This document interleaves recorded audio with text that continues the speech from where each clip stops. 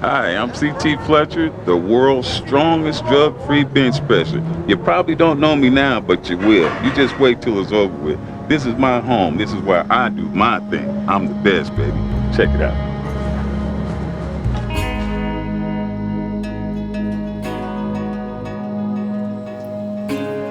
In the sea of people just saying things for money or just saying things for notoriety, I want to be known as the voice of truth. And I want to be known as the guy who came from the street. I want all people to be able to say, hey, they see a part of themselves in me.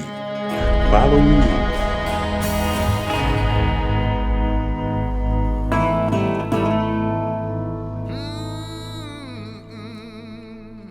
The history of my family is steeped in strength. I had a grandfather that they called Mew because he was reportedly as strong as a fucking mule.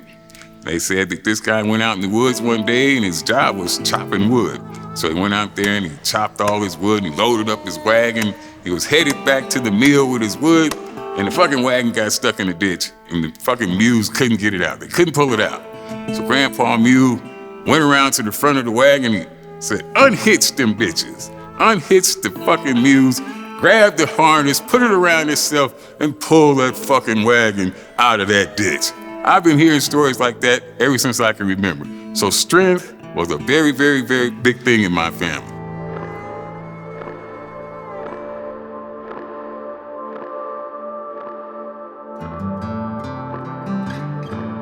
My dad brought me and my brother a set of weights, what they call pig iron, when I was in junior high school, and we worked out with that.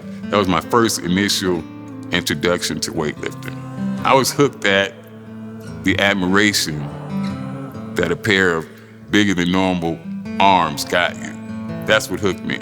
More than anything, walking down the street, walking down Compton Boulevard, and to have somebody say, damn, look at that motherfucker's arms. That's what did it. I started out wanting to be a bodybuilder. My biggest goal was to be Mr. America. Mr. Olympia is the big thing now, but when I was a kid, Mr. America was on the cover of Life magazine. I found out that if I really wanted to be Mr. America, then I might have to do some things that I didn't want to do in order to achieve that.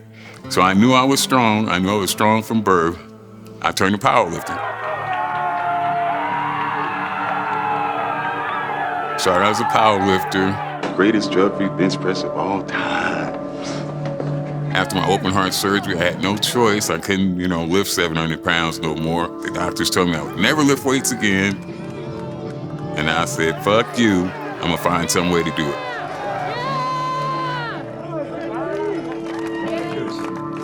So then I turned to very high volume, high repetitions after that.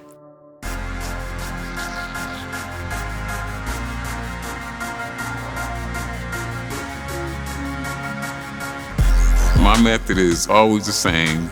No choice. I give you no choice. No option, no plan B, because I fucking said so is usually the answer. Let's do another. My mindset, my attitude has a lot to do with my upbringing. My dad was a soldier.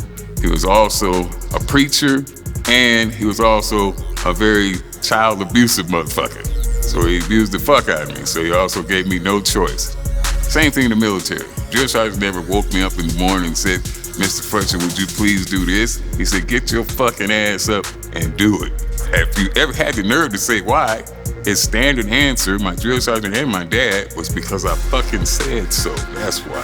Psycho, 1 part 6 motherfuckers, sidewalk practice. I think that's where my style came from. It's just a no-choice method of training, I'd say. I threw the rule book out a long time ago.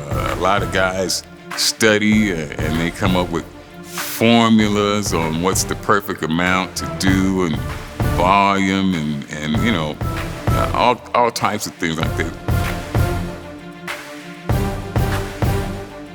I guess my training method would be more on the instinctive. It would be mostly instinctive. You come in And the bottom line is, until you can't do any fucking more.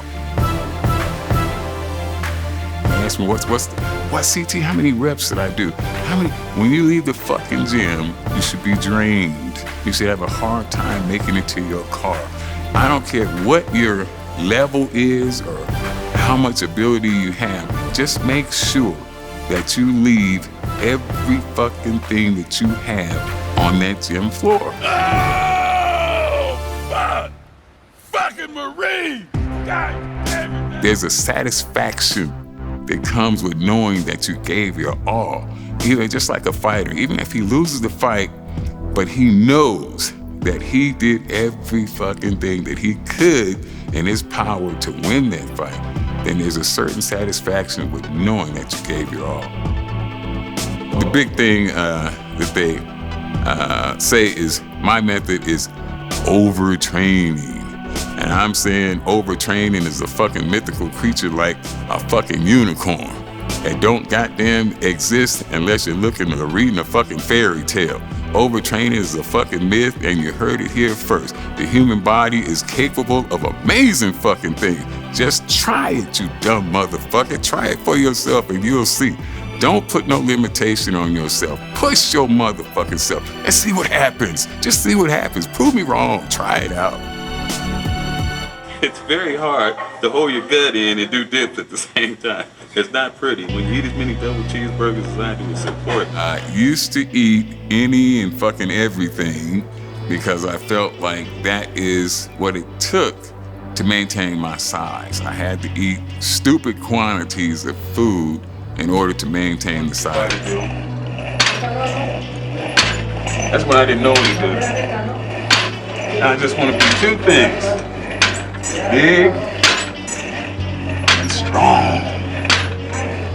My major concern was not looks. I just want to be a big sidewalk cracking motherfucker. Now I eat about 4 meals a day. I try to get a 50-40-10 on protein, carbs, fat. It's no problem for me to eat the same thing every fucking day because I'm not eating because something tastes good. I'm eating for the fucking results. People will say, oh yeah, I hate diet food. I can't diet because the diet food tastes so fucking bad. Motherfucker, you ain't eating this shit for it to taste good. You're eating because you want the results that it's gonna give on the way that you look. That is the main purpose of dieting. But CT Fletcher is not through. I'm just getting started. Hold on, I'm a bad man.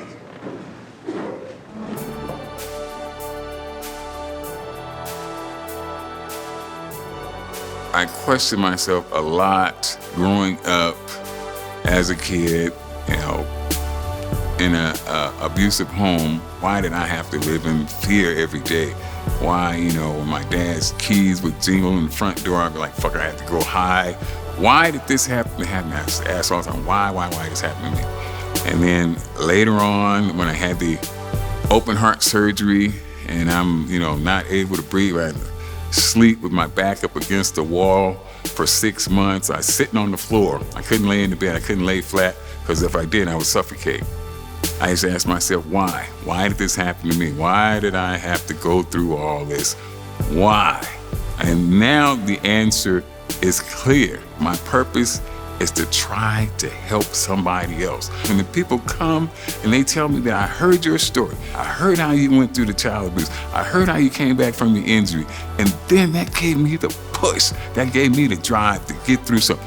That's my fucking purpose, man. Because of what I said. Man, it was all worth it, dude. All worth it, every bit of it. I got a new magnificent obsession, and that is to try to change as many people's lives on the planet.